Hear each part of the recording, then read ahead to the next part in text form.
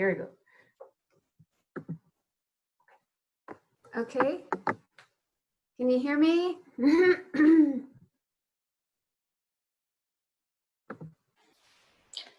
Yeah, maybe we can adjust the mic volume again. Are you talking to me? Yes. What do I have to do? I think it's a bit soft. I don't know how to increase it. We just got a new mic. Should be a good one, but I don't know. It's not working very well.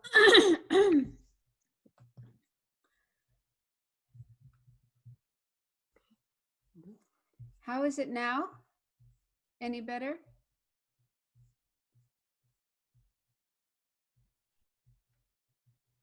Is the sound better? I think it's actually we can hear you. Of course, yeah. I'll try to speak loud. Okay, thank you very much. Thank you. Sorry for Thanks. the delay. Having some technical problems. And also, I thought that we would end a little early this time because the Dalai Lama is teaching, it should be 11:30 Singapore time, right? So we'll end this session about 11:15 Singapore time. So that means we have just a little bit more than an hour. Okay, so I'll be talking for the first maybe 45 minutes, and then we'll leave some time at the end if you would like to ask questions. So let's begin by generating a positive motivation for joining this meeting. Those of you who are familiar with the idea of bodhicitta, the aspiration to become a fully enlightened Buddha so that we can help all other living beings. So you can bring that thought into your mind as your reason, your motivation for joining this meeting. So think, I'm listening and participating in this session so that I can eventually become a Buddha. It's something that takes time, but eventually that's my goal, becoming a Buddha, to be able to benefit all other living beings. If you're somewhat new to Dharma and you're not familiar with the idea of bodhicitta, then you can wish that what you will learn here tonight will be helpful for you and helpful for others. It will help you to be a better person, more kind, more caring, more able to help others in your life. So that's a similar motivation to bodhicitta. It's altruistic. It's thinking of others, wanting to benefit others. So try to have one of those two motivations as your reason for joining this meeting.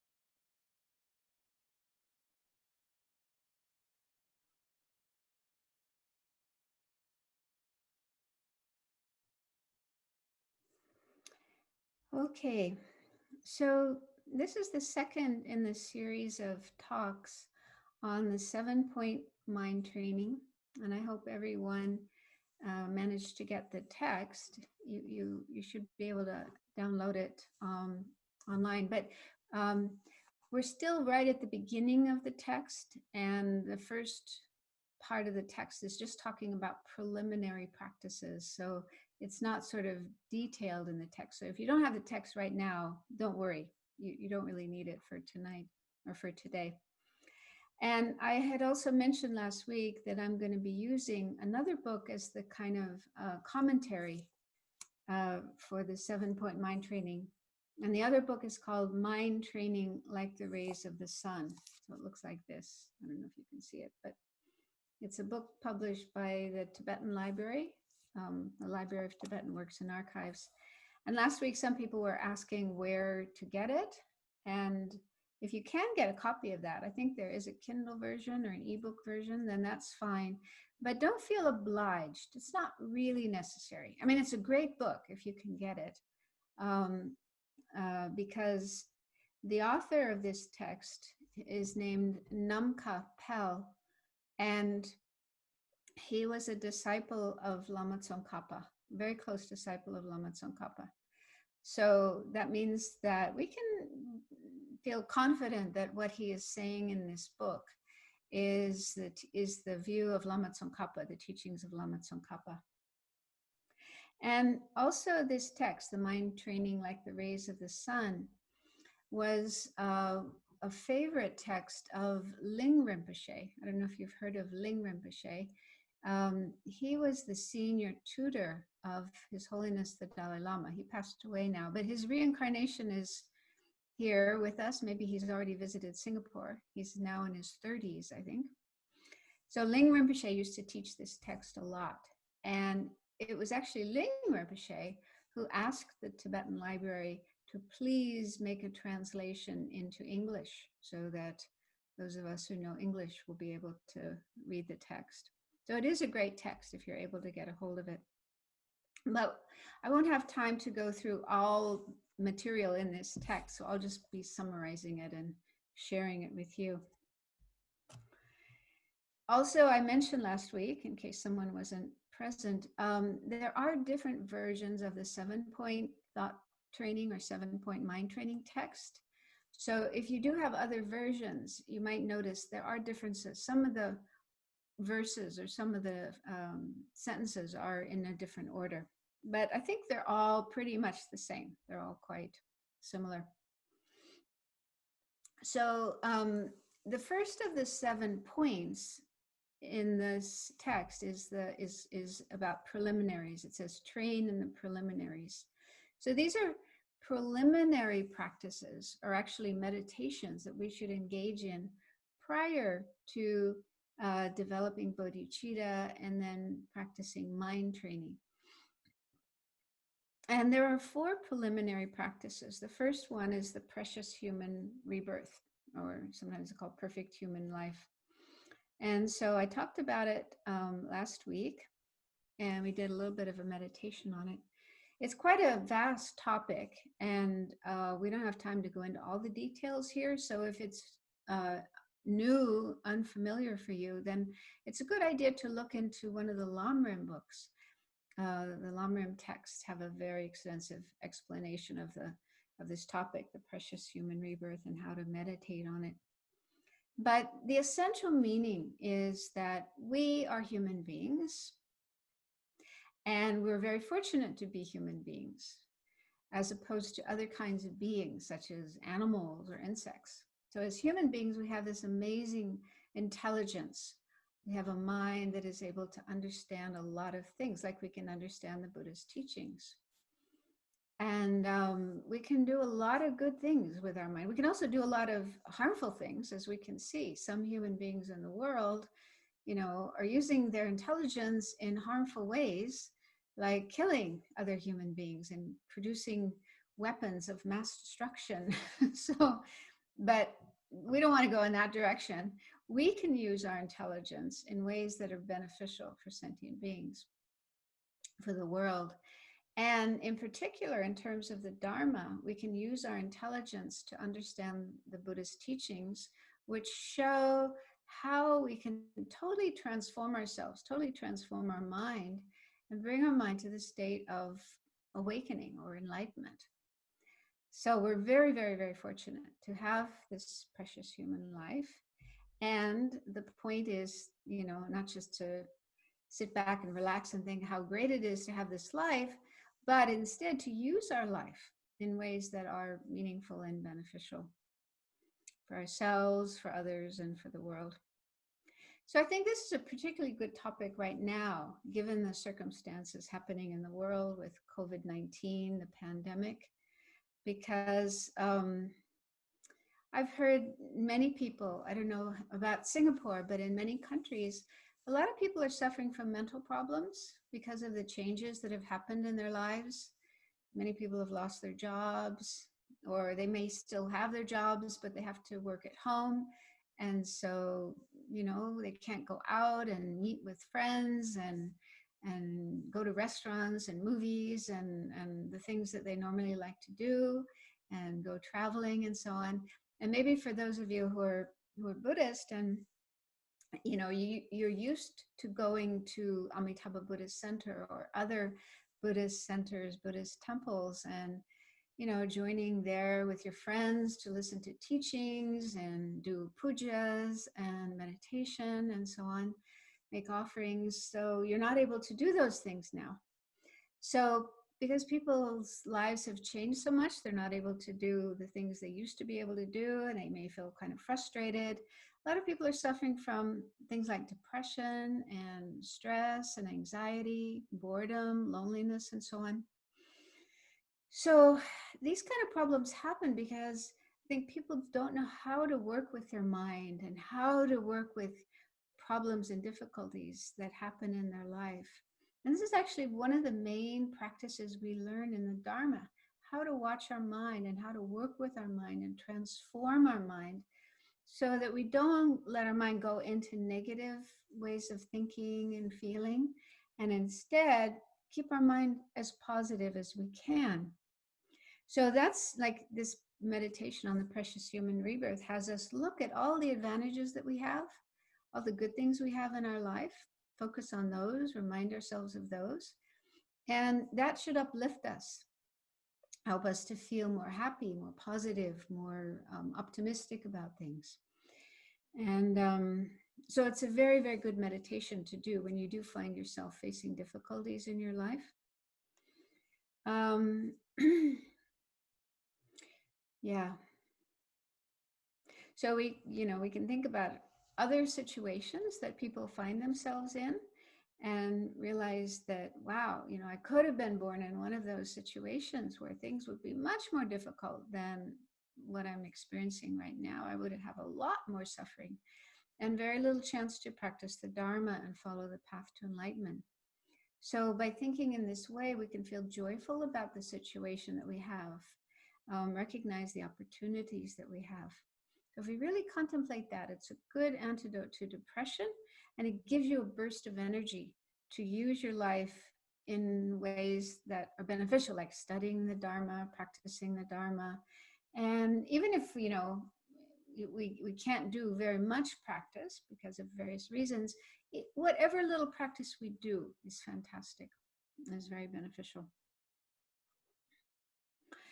So let me just read something from this book, Mind Training Like the Rays of the Sun. It's a kind of summary of this meditation.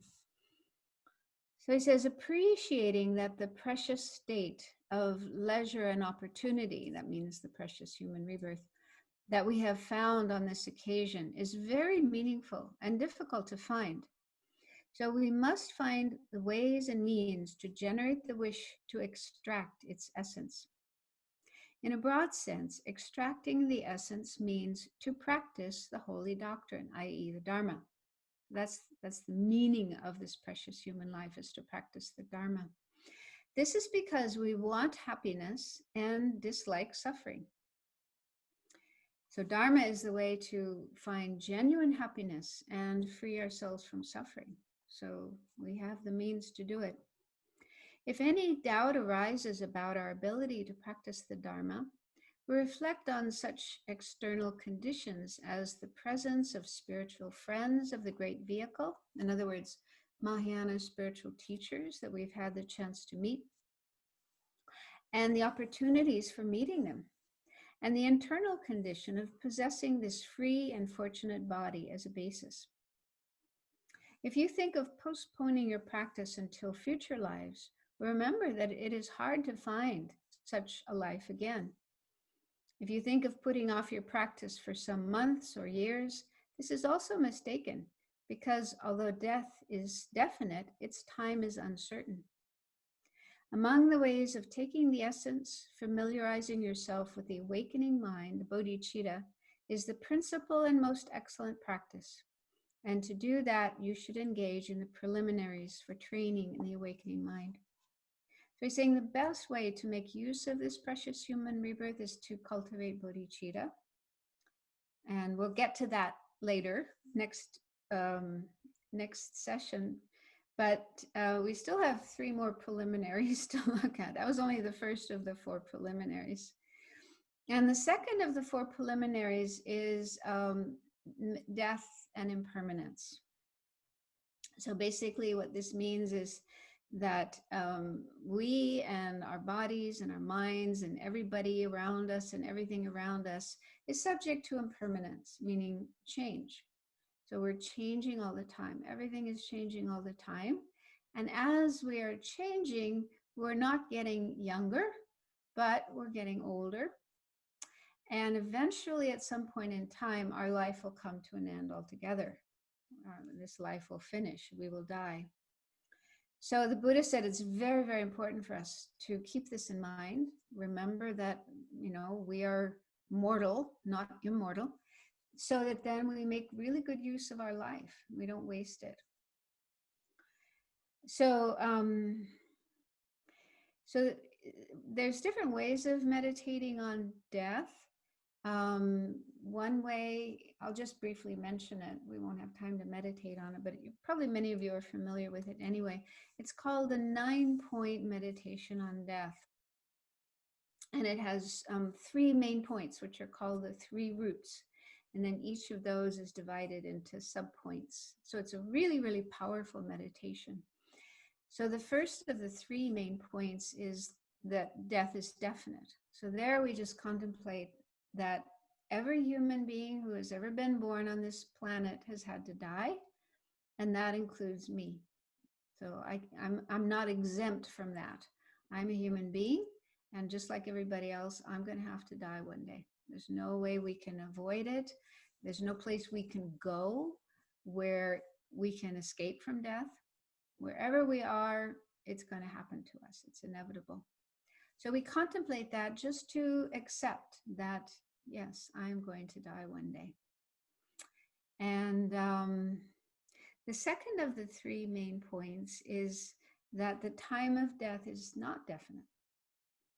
So even though we may accept, oh yeah, I know I have to die, it's going to happen one day, but we might think it's not going to happen anytime soon. I'm young, I'm not old, and I'm healthy, I'm not sick, so I'm not going to die anytime soon. I have a long time to go.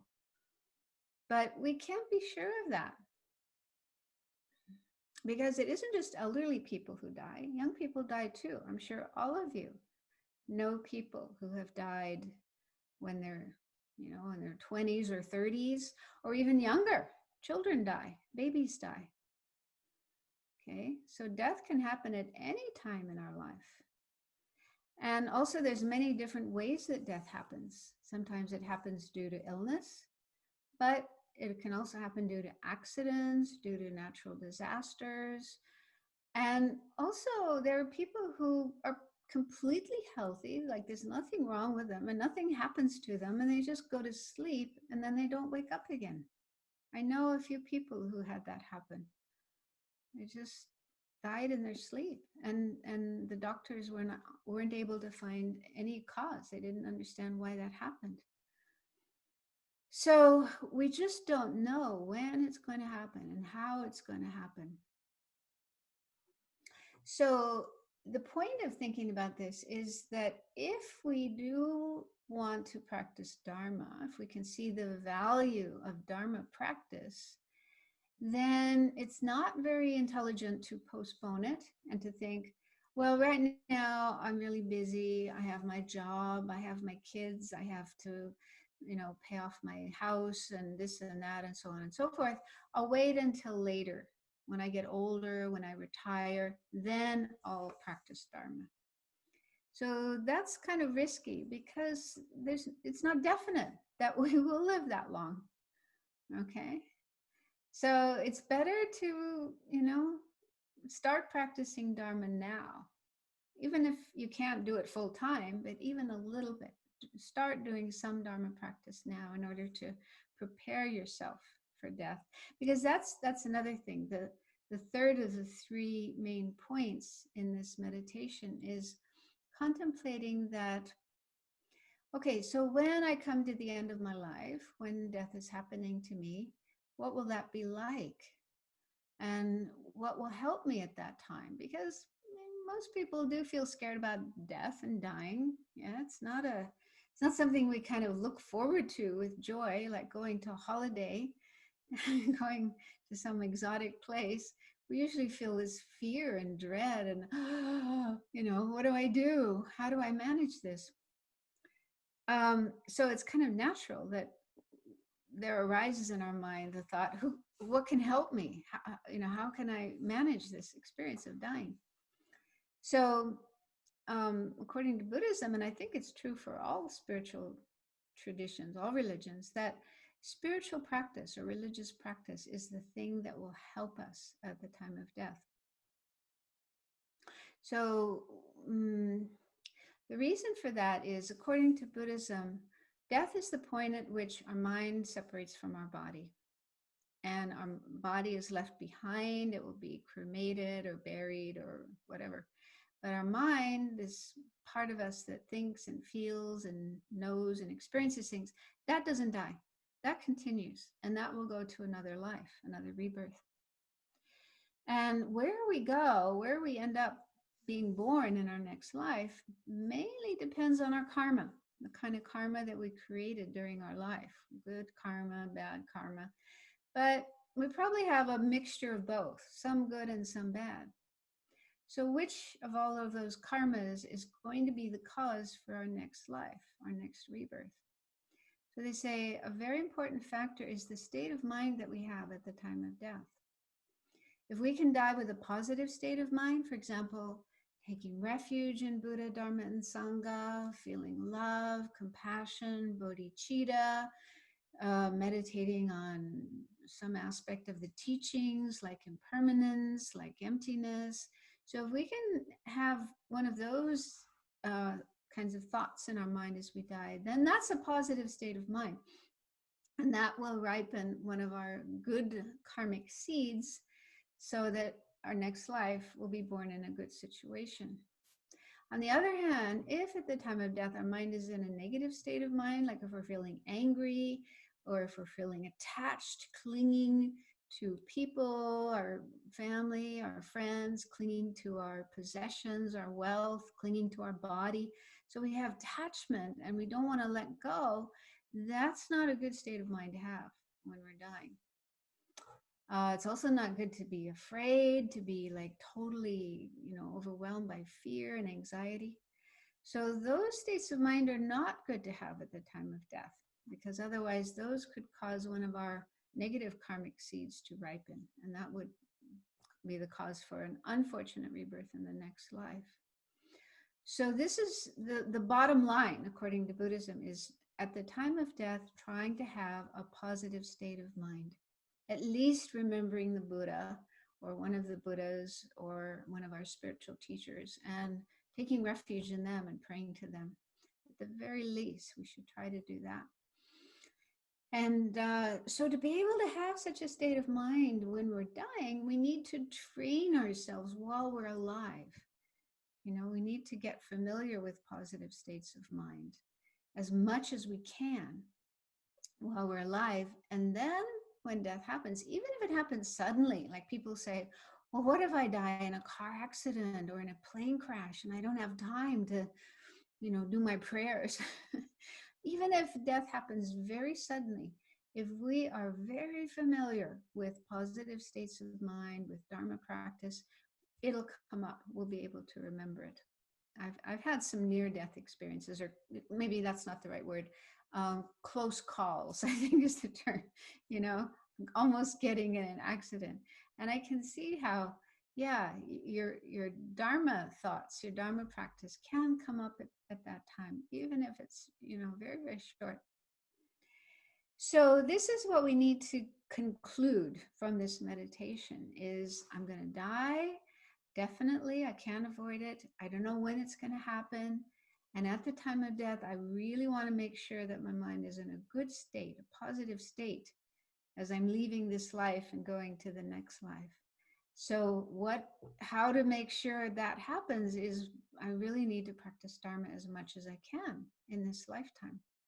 I mean, that doesn't mean you have to give everything up and shave your head and go into a monastery or, go into a cave in the mountains. You can stay in the same place you are, doing the same things you're doing, but just try to learn Dharma and practice Dharma as much as you can. And bring Dharma into your life, which can mean at least practicing ethics, living an ethical life, trying to avoid non-virtue, trying to do virtue as much as you can, take refuge, do some kind of meditation every day in which you take refuge, you look at your mind, you work on your mind, you try to reduce the negative thoughts like anger and hatred, and try to increase the positive ones like kindness and compassion. So those are things anybody can do in any, even in prison. I know people who are in prison and they're doing a lot of Dharma practice. Okay, so no matter where we are, no matter what our lifestyle is, there's always ways in which we can start to do some Dharma practice. Okay, so that's the main point regarding the meditation on death and impermanence. And then the third of the 4 preliminaries, these are preliminaries to the development of bodhicitta and the practice of mind training. The third one is karma, or it's sometimes called the law of cause and effect. So karma is pretty famous by now. It's even in the dictionary, in the English dictionary. So a lot of people know the word karma, but not everybody has a really good understanding of karma. There's a lot of strange ideas about karma. The word karma really just means action. And so it refers to when we do an action, and an action can be done with our body, like just doing things with our body, or with our speech, like talking, like I'm talking right now, and also just with our mind, with our thoughts, just by thinking. So these are the 3 ways we do actions, the 3 ways we create karma. And we talk in a very general way about good karma and bad karma, or virtuous karma and non-virtuous karma. They usually mainly focus on non-virtuous karma or negative karma, because that's the one we have to look out for. We have to try to avoid. So negative karma are those actions we do. Usually they're motivated by some kind of negative state of mind, like anger or hatred, or greed, strong greed, attachment, clinging, but also sometimes ignorance, sometimes just having ignorant ideas, wrong views about things. For example, killing, the act of killing, that's like the number 1 negative action that we should try to avoid. And killing can happen, it's usually because of anger. People usually kill another person or another being because of anger or hatred. But it can also happen due to attachment. For example, when people go hunting or fishing, they kill animals, they kill fish in order to have their meat, in order to have their skin or some other parts of their body. So that's because of attachment, of greed. But there's also killing out of ignorance. For example, in some religious traditions, they have the practice of animal sacrifice. They believe that killing animals and offering the body, the blood, to some deity will bring them good luck, will bring them benefit in their life. Like, their business will go well, or their farming will go well, or whatever. So that's an example of killing out of ignorance. They're killing, which is actually a negative thing. It's a harmful thing, but they think it's a good thing to do. They think it will bring benefit. Yeah. So they usually explain. This is coming from the Buddha. The Buddha mentioned 10 actions, 10 non-virtuous actions that are the most serious ones, the most negative ones that we should try to avoid. Because if we do any of these actions, then a seed or an imprint is left in our mind, and in the future, some bad experience will happen to us as a result of that. So, so of the 10, there are 3 that are done with the body, physical actions, killing, stealing, taking what doesn't belong to us, and sexual misconduct, using sexuality in ways that are harmful, that cause suffering, such as adultery, rape, and so on. So we should really try to avoid those as much as we can. But if we do happen to create some negative karma, it's possible to purify it. There is a practice of purification to clear away that negative karma, which is a good thing, because before we start learning Dharma, we may have done some of these things, so we may have created some of that negative karma.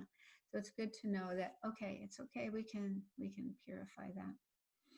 And then of speech, there are 4 actions of speech. One is harsh speech, which is saying hurtful words, like insulting people, or pointing out people's disabilities, or, you know, just anything that's hurtful to another person, harsh words. And then there's lie, telling lies. I think everybody knows that one. And divisive speech, which, when, you know, we want to break people up. Maybe there's 2 people who are good friends with each other, but we're jealous of them, or we're resentful, or whatever, and we want to break up this friendship. So we speak words that will cause these people to dislike each other. And it can happen also between 2 groups of people, like 2 families, or even 2 nations. This happens a lot. People stir up anger and hatred between 2 countries or 2 groups of people, and they may end up going to war with each other. Okay, so that's divisive speech. And then the 4th is idle talk. So idle talk is talking about things that aren't really meaningful. For example, I mean, gossip is probably the most popular one, you know, telling stories about other people, who's getting married to who's getting divorced from who's going out with who, talking about fashions, talking about food, talking about football, talking about politics, without any good reason, okay? Sometimes there may be a good reason to have such discussions, so we're doing it with a good motivation, a positive motivation. But often we're doing it out of attachment. We have attachment to the things we're talking about. So it's like feeding our attachment, increasing our attachment to get involved in these kind of conversations. But another problem is we can just spend so much time in this kind of, you know, talk, and that time could be used more beneficially, you know, if we study or practice or meditate or do volunteer work, helping others. Okay, so that's one reason this is said to be something non-virtuous, because we can waste our lives. And then finally, 3 of mind, 3 non-virtues of mind are covetousness. Like if you go to somebody's house and you see something they have that's really nice, and you think, oh, I want to have that. Maybe I'll ask them for it. Maybe I'll steal it, or find some way of getting that thing. Okay, so it's desiring something that belongs to another person and then starting to plan how to get it for yourself. It's primarily motivated by greed, attachment. And the second one is malice, or ill will. And that's usually involved, that's coming from anger or hatred. That's when we start having thoughts of wanting to hurt somebody. You know, we plan what we can do, what we can say that will cause another person to suffer. We can get really involved in these kind of plans or these fantasies to make somebody else suffer. We may have never acted out. We may just, you know, think these thoughts and never do anything. But still, it's negative to have that kind of mental activity going on. It's, again, increasing our anger, increasing our hatred. Okay. And then the third mental action is called wrong views. And this is where we completely reject some aspect of the teachings of the Buddha that are important for our spiritual practice, for our spiritual development. For example, saying, "Oh, I don't believe there's such a thing as enlightenment." It just, they just say that, but it's not really true. There's no enlightenment. Buddha didn't really attain enlightenment. Nobody can attain enlightenment. So if you just completely reject the idea of enlightenment or the idea of nirvana, oh, no such thing, I don't believe in that. So this is harmful, because if we don't believe in enlightenment, we don't believe in liberation, we won't even try to attain those states. We'll just remain where we are, stuck where we are. Or another example is rejecting karma. So you say, "Oh, I don't believe in karma. It's not true. There's no such thing as karma. You can do whatever you want and nothing will happen to you." So that's harmful too, because then if we believe that, then we'll think anything goes. I can do whatever I want and there won't be any consequences. So then we may end up creating a lot of negative karma, which will bring a lot of suffering to ourselves and others as well. So those are just some examples of wrong views. And I'm just briefly explaining these 10 non-virtuous actions. If anyone is unfamiliar with them and wants to know more, wants more information, there's actually a little booklet. Maybe I'll send it to Guacheng and you can maybe put it on the internet. It's published by FPMT, but it gives a lot of details about karma for those who want to know more about it. But anyway, the most important thing is to know that there is good karma and there's bad karma, and really try to live our lives in such a way that we don't create negative karma. We don't do these 10 non-virtuous actions, and instead create good karma, virtuous karma as much as we can. And actually, it's not that difficult to create good karma because just by making a deliberate attempt to avoid the 10 non-virtuous actions, we are creating virtue. So if I say, okay, I'm not going to kill, I'm going to live my life in such a way that I don't kill anyone, even animals, even insects, and I really try my best to do that, then I'm creating virtue just by refraining from killing, deliberately, consciously refraining from killing. And on top of that, we can take precepts, we can take vows.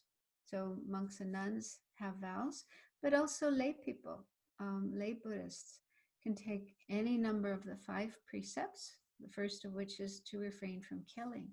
So if you take that precept, you make a vow, a promise to the Buddha that you're going to not kill, and you really try your best to live that way, you're creating so much virtue, so much merit, all the time, even when you're asleep. You say if you take precepts, they stay with your mind constantly, even when you're asleep, and they're creating virtue, merit, good karma. So we have lots of ways of creating merit or good karma, refraining from the 10 non-virtuous actions. And then we can also do the opposite to the 10 non-virtuous actions. Like instead of killing, if we save lives. Amitabha Buddhist Center used to, maybe now it's not happening, but they used to buy animals and sea creatures and so on in the market and rescue them from being killed and then put them in the sea, saving their lives. Or if you see an insect that's fallen into the water or is on a sidewalk or a road where it might get run over or stepped on, and you scoop it up and you put it someplace safe, so you're saving that creature's life. Okay, so that's a virtuous thing to do. And then instead of killing, instead of stealing, if we give, we share our resources with others. So that's very virtuous as well. So there's so many good things we can do to create good karma. Making offerings to the Buddha, Dharma, and Sangha, doing prayers, reciting prayers, mantras, sutras, doing meditation, trying to cultivate loving kindness, compassion, studying the Dharma. So all the Dharma activities are ways of creating merit or virtue, good karma. So there's lots of opportunities to do that. So that's what we need to take away from the teachings on karma, is to realize that what we do makes a difference. The actions that we do with our body, with our speech, with our mind, will bring results, consequences in the future. We want to create virtue as much as we can, because that's the cause of happiness and good experiences. And we want to refrain from non-virtue as much as we can, because that's the cause of suffering. Okay, so now the fourth of the four preliminaries is called the drawbacks of samsara, cyclic existence. So in case anyone isn't familiar with the term, samsara, that's the Sanskrit term, and we usually translate that as cyclic existence.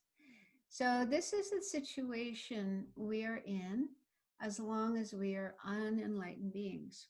We haven't reached enlightenment, or we haven't reached nirvana. So that goes for me and probably some of you as well. We're still in samsara.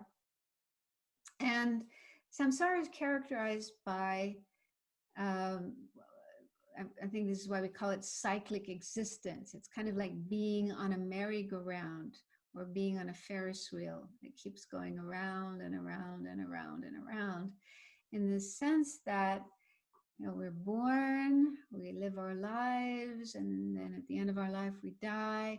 But then again we come back, we're born again, and then again we live a life, and then we die, and then we're again born. So we keep going through this cycle, dying and being reborn, and living and dying and being reborn, and so on, over and over and over and over again. And according to Buddhism, we've actually been on this Ferris wheel forever. Buddha said, there's no beginning to this. We have been doing this for so long, so many thousands, millions, zillions of years or eons. And we just keep going around and around and around. And there's suffering, there's problems, there's difficulties. Of course, sometimes there's pleasant experiences, but even the pleasant experiences are not fully satisfying. They come to an end. They don't last. So samsara is said to be a situation of suffering, of dukkha, of unsatisfactoriness. And we need to recognize that so that we get ourselves out. Buddha said, you can get out of this situation. You can get off the Ferris wheel or off the merry-go-round. You don't have to stay. You don't have to keep going around and around and around. You can get off. I did it, and the Buddha was once in this situation too, but he managed to get out, managed to get free. And that's what we call liberation or nirvana. But he also went further than that and attained full enlightenment, Buddhahood. But he said, you can do it too. But we need to have the energy, the impetus, the motivation to do that. Okay. And where we get that from is by recognizing the drawbacks, the sufferings, the unsatisfactory experiences that we have in samsara. So there's different ways of looking at suffering. This is like the first noble truth that the Buddha taught. And in the book, Mind Training Like the Rays of the Sun, it mentions a list of 6 types of suffering. These are also mentioned in the Lamrim. 6 different types of unpleasant, unsatisfying experiences that we have as long as we're in samsara, as long as we're in this situation of dying and being reborn again and again. The first of the 6 is the suffering of uncertainty. So what this means is, as long as we're in samsara, things are never certain, never definite. We probably all had experiences of this where we made plans to do something, to go somewhere, maybe go on a holiday or go on a retreat or whatever. And then even if you made very good plans, you planned very, very carefully, but something can happen to interrupt your plans, and then you have to give them up or change them. That probably happened to a lot of people this year. Probably a lot of people had plans for things that they were going to do this year. And then because of the pandemic and the economic crisis and this and that and so on, countries closing, people not allowed to travel and so on. So they weren't able to fulfill their plans. Okay, so this is an example of uncertainty. Yeah, even if we have the wish to do something, we plan very well, very carefully, it's not definite that our plans will work out the way we wish. Another aspect of uncertainty is in terms of relationships. You know, we have friends with people, we make friends with people, and maybe for a while the relationship goes very well. We enjoy each other's company, but then something can go wrong. We may get into arguments, fights, disagreements, and then even become opposite. You know, it's like instead of friends, we become enemies. I'm sure everyone's had experiences like that as well. And sometimes, like, we didn't do anything, but the other person just decides they don't like us anymore. They don't want to be friends with us anymore. They shut us out of their lives. So, yeah, these are just some examples of uncertainty. We just don't know what is going to happen in our life, and we don't have complete control. You know, we can't make our life the way we would like it to be. Yeah, but it's under the influence, under the control of many, many, many factors, such as our karma, such as things happening in the world, and things happening in our body. So many things are uncertain in our life, in samsara. And the second of the six is called dissatisfaction. So this is another common suffering of samsara. So I think we've all had examples of this as well. For example, maybe there's some new product, that a new kind of phone, a new kind of computer, or a new kind of car.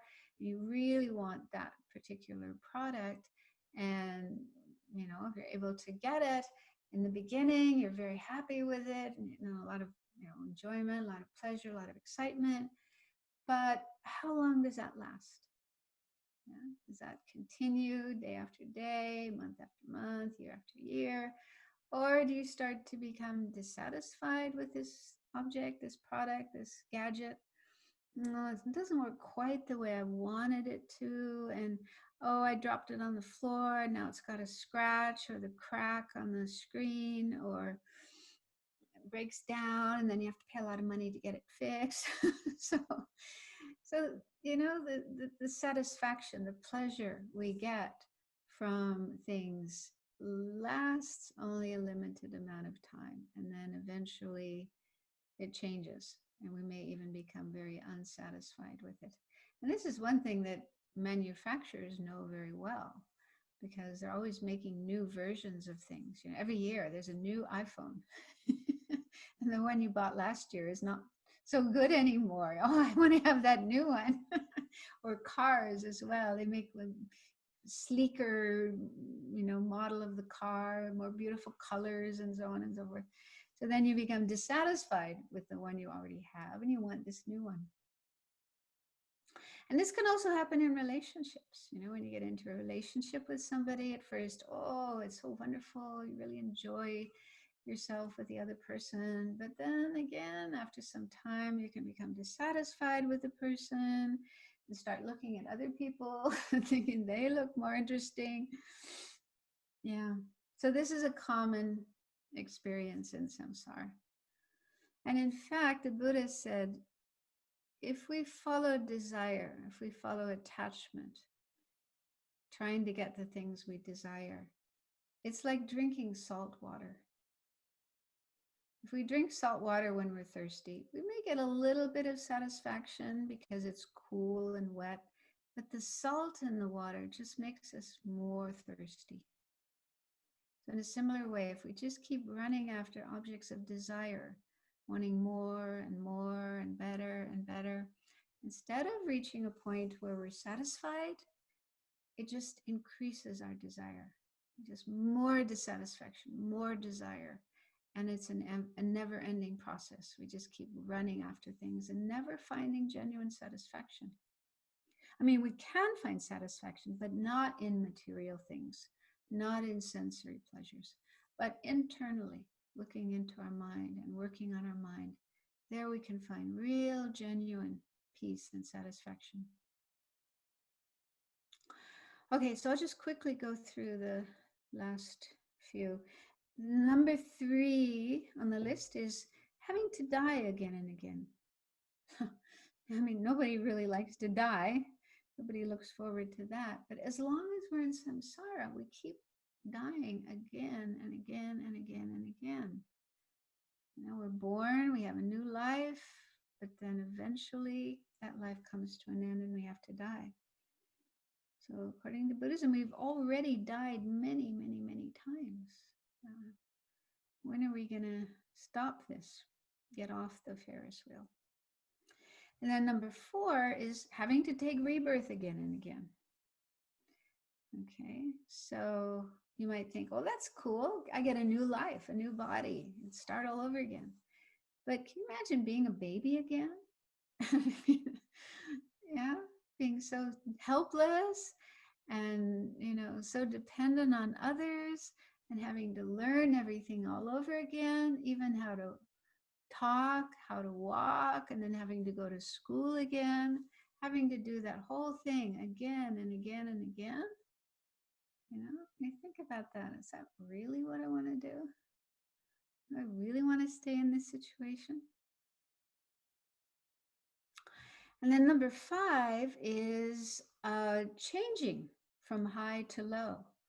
So they say as long as we're in samsara, we keep going up and down. There are times when we're in a high position, like you're very wealthy, or you're born into a really, you know, high-class family, or you're in a high position at work, a CEO, or maybe you're the top athlete or the top singer or whatever. But you can never stay on top forever. Even if you reach the highest position possible in your line of work or your line of athletics or whatever, you can't stay there forever. Somebody else will come along who's better than you, or you'll get too old, can't do it anymore, have to retire. So we always have to move down after being in a high place. So this can happen within one lifetime, but it also happens from one life to another. So in one life, we may be in a really wonderful situation, but the next life, we might go down to a really terrible situation, born, you know, in a very poor family, or in a place where there's a lot of war, a lot of terrible things happening. So this is another thing that happens as long as we're in samsara. We can never stay on top forever, but eventually we'll fall down to a lower situation. And the 6th of this list of sufferings is having no companions, having to be alone. And what this refers to is we come into the world alone. When we're born, we are born alone. We come alone into the world. And of course, our parents are there, doctors and nurses are there, but still, you know, there's this isolation at the time of being born. And then when we die, we leave this life, we are also alone. During our life, we make lots of friends, we have a lot of people we're connected with, but sooner or later, we have to leave all those people behind and we go all alone from this life to the next life. Nobody can go with us. And even during our life, you know, at times of great joy or at times of great pain, sorrow, we also feel alone. Because it's very difficult to share what we're experiencing with other people, even if we try to put it into words. And even if somebody else really tries to understand what we're saying, but may not quite do that. So there may be this sense of loneliness or aloneness. So that's just a brief explanation of these 6. And again, if you have access to the Lam Rim, there's much more explanation of these. And I'd just like to read something from one of the sutras. This is from the Pali Canon, the Samyutta Nikaya. It's one of these great big books of collections of different sutras. And there's a whole section in there where the Buddha is talking about how samsara has no beginning and how we keep experiencing suffering again and again and again. So I'll just read one section from that. He says, he's talking to his disciples, and he says, monks, this samsara is without discoverable beginning. A first point is not discerned of beings roaming and wandering on, hindered by ignorance and fettered by craving. For such a long time, monks, you have experienced suffering, anguish, and disaster, and swelled the cemetery. It is enough to experience revulsion towards all formations, enough to become dispassionate towards them, enough to be liberated from them. So the point of looking at, thinking about, meditating on these sufferings, these unsatisfactory situations of samsara, is not to become depressed and feel despair. That's not where we're trying to go. We're trying to generate this strong determination to free ourselves from the situation, to get off the Ferris wheel. And we can do it. Buddha did it, and he showed the way. So we can follow his teachings. And we're very fortunate that we have the chance to learn about his teachings and to practice them. So we can at least start going in that direction of getting free of samsara, getting off this Ferris wheel of suffering and unsatisfactoriness. So that's the point of contemplating these different kinds of dukkha, different kinds of suffering. But in Mahayana Buddhism, like Tibetan Buddhism as Mahayana Buddhism, our goal isn't just freeing ourselves from this situation, but wanting to free everybody, all beings, from samsara. We want to get all beings out of the situation of samsara. And to do that, we need to develop our potential for full enlightenment or Buddhahood, which is bodhicitta. Bodhicitta is aspiring to bring ourselves to the state of enlightenment so we can help all beings be free of samsara. But we do have to develop renunciation first. We do have to develop this sense of samsara being unsatisfactory and want to get out of it ourselves, so that we can then feel that same attitude towards everybody else, wanting to get everybody out of samsara. Otherwise, it's like, let's say if you're in a building and the building is on fire, it's burning, and you're sitting in a cafe enjoying coffee and cakes and talking with your friends and not feeling any motivation to get yourself out of this burning building. Okay, so if you don't even have the wish to get yourself out of the burning building, how are you going to feel the wish to get others out as well? Help others get out of the building. Yeah. So we have to recognize that this situation we're in is bad for me and it's bad for everybody else. And I want to get everybody out of this situation.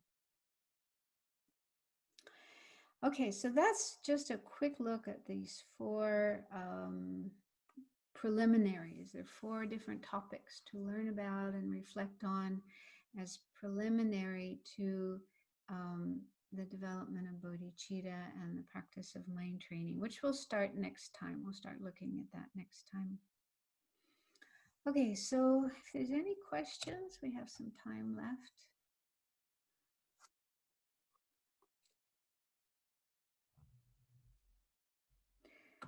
I hope I wasn't talking too fast.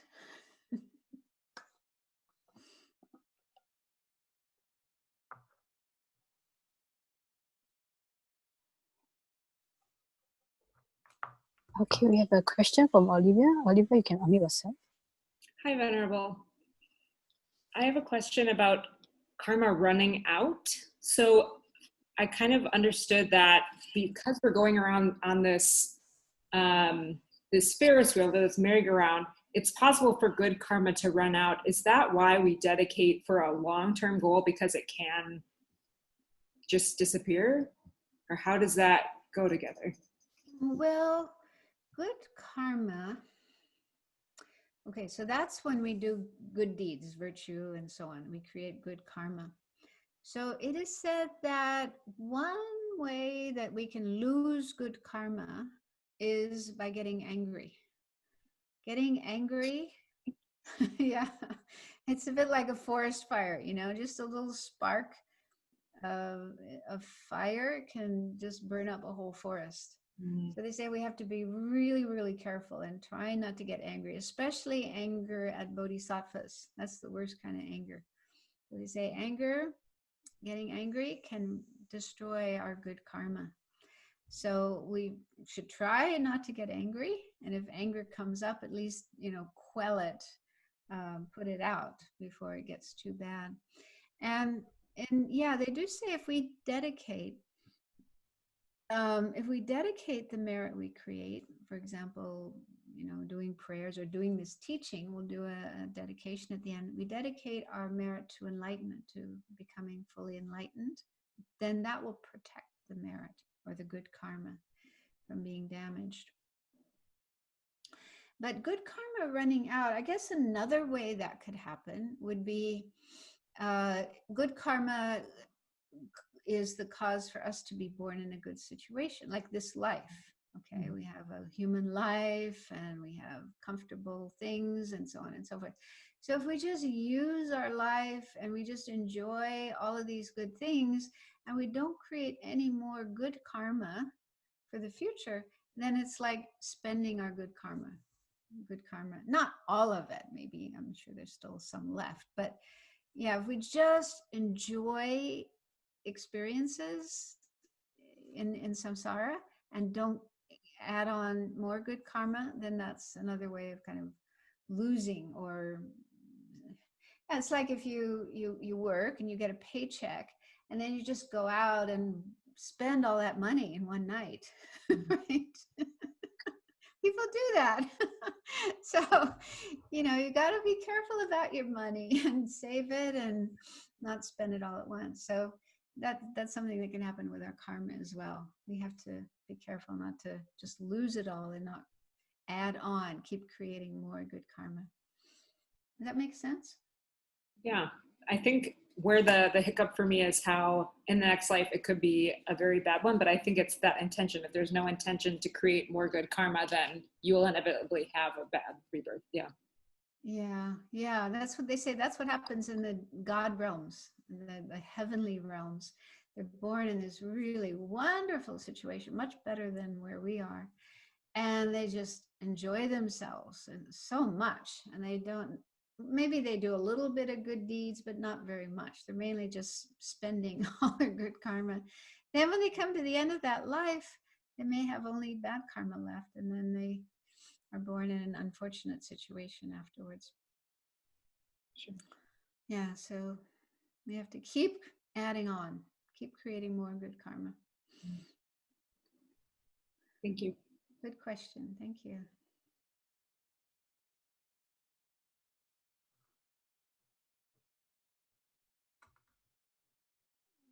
Okay, we have another participant, Faye. Faye, you can unmute yourself. Yeah. Hi, Venerable. I was wondering, is there, just curious, but if we're doing a good deed, say we're giving to people, we think we're giving to the need, but maybe they're not really in need, if that makes sense. Like, can good karma be wasted? I don't know. That's my question, basically.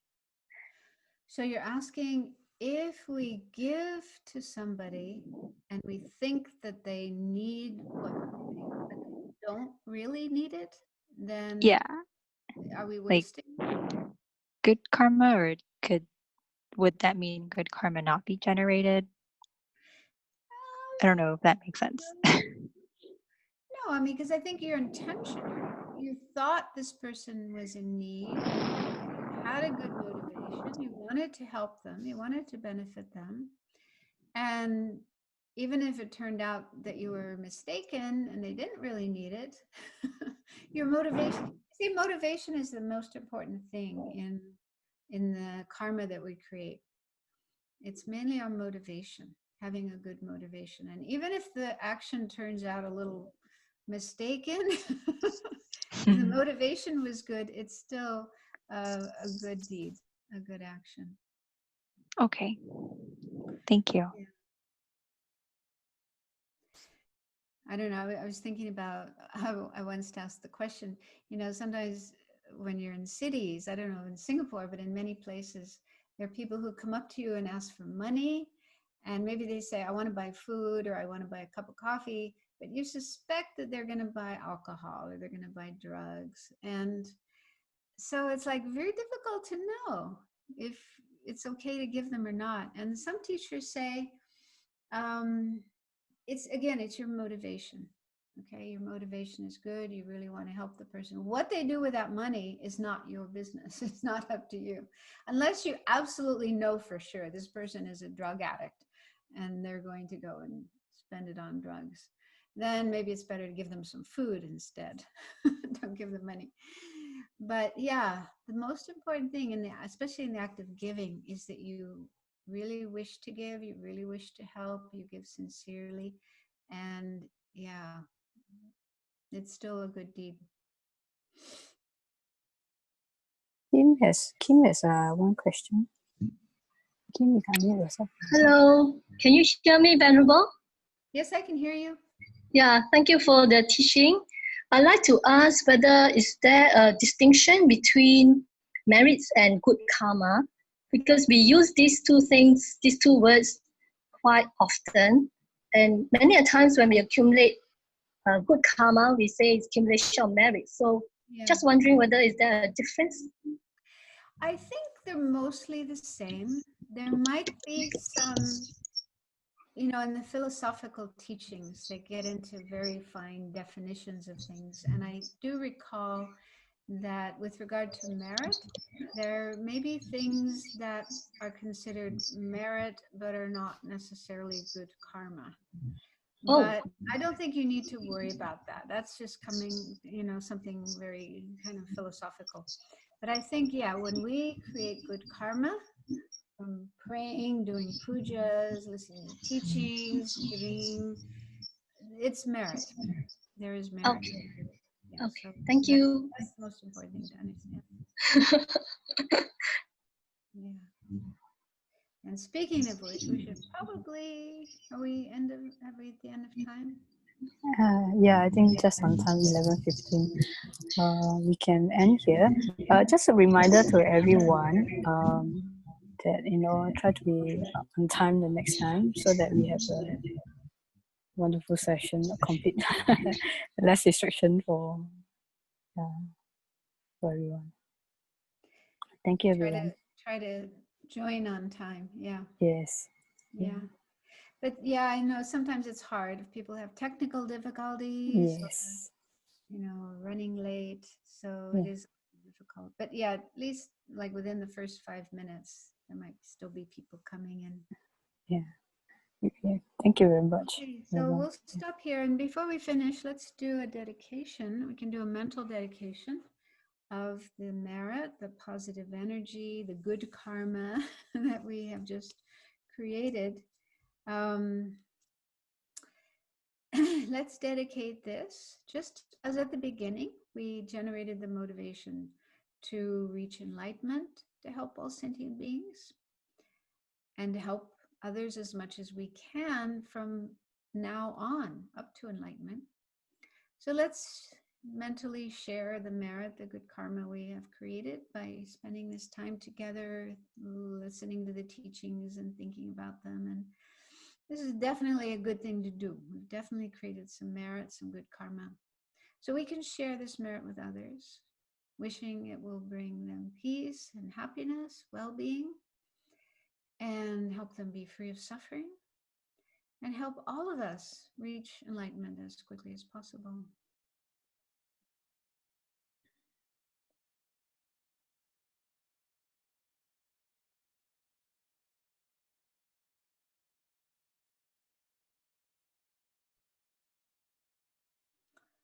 Okay, thank you.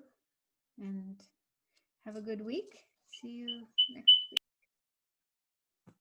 Bye-bye.